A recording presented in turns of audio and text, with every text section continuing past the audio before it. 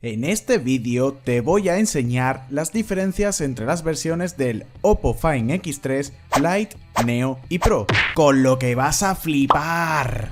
Hola, ¿qué pasa gente? Bienvenidos al canal, soy Gorges y como me habéis pedido, hoy os traigo un vídeo para que veáis qué diferencias hay entre todos los Find X3. ¡Vamos allá!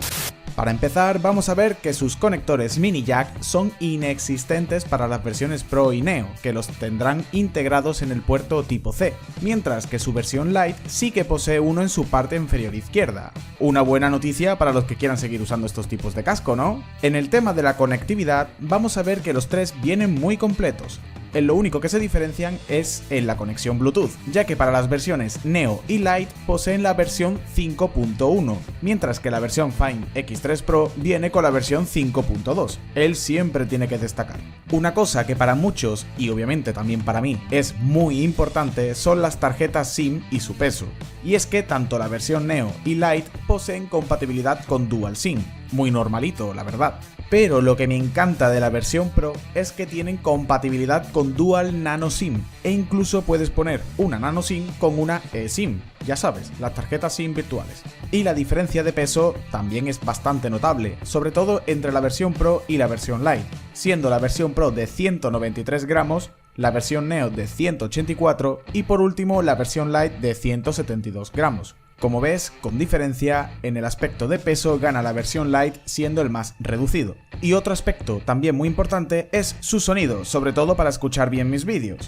Pues bien, su versión Lite posee un sonido estéreo Hi-Res, a diferencia de la versión Neo y Pro, que poseen un sonido estéreo Dolby Atmos, con la que se nota una mejoría muy notable, aunque la versión Lite no se queda atrás. Y también cabe decir de que todos vienen con un certificado de resistencia al polvo y al agua, siendo su versión Lite el menos resistente con un certificado IP52, luego su versión Neo con el IP54 y por último, el más chetados de los tres, como ya lo sabes, la versión Pro, que trae el IP68, viene totalmente estanco y es completamente sumergible. Así que, pues, podrás hacerte fotos bajo el agua, ¿no?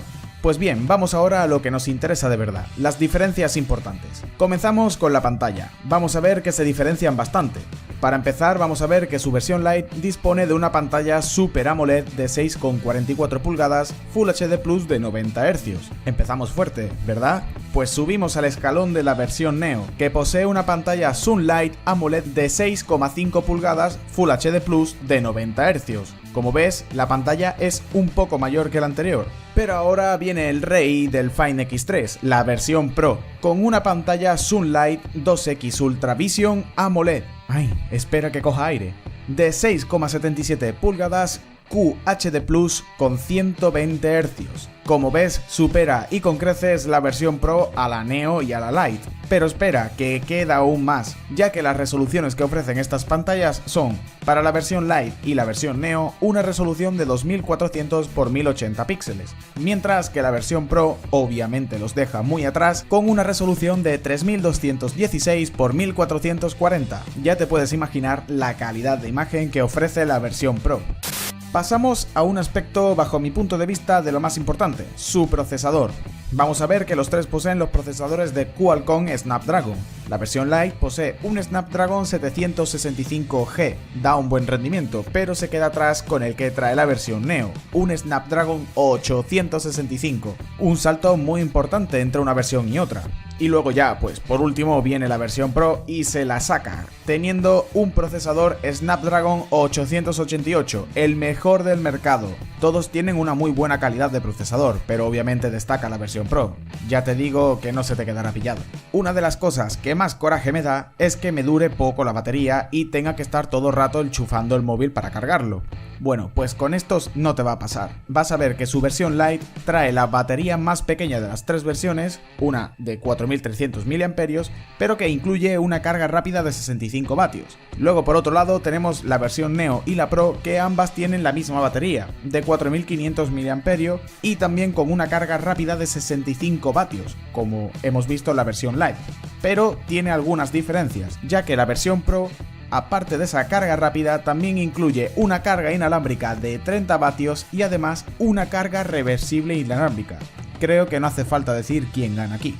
Luego, pues para que el procesador funcione bien, necesita una memoria, y las diferencias entre memoria RAM y almacenamiento no son muy notables entre todas las versiones, ya que la versión Lite pues viene incluida una memoria RAM de 8 GB con 128 GB de almacenamiento, mientras que la versión Neo y Pro poseen 12 GB de RAM y 256 de almacenamiento.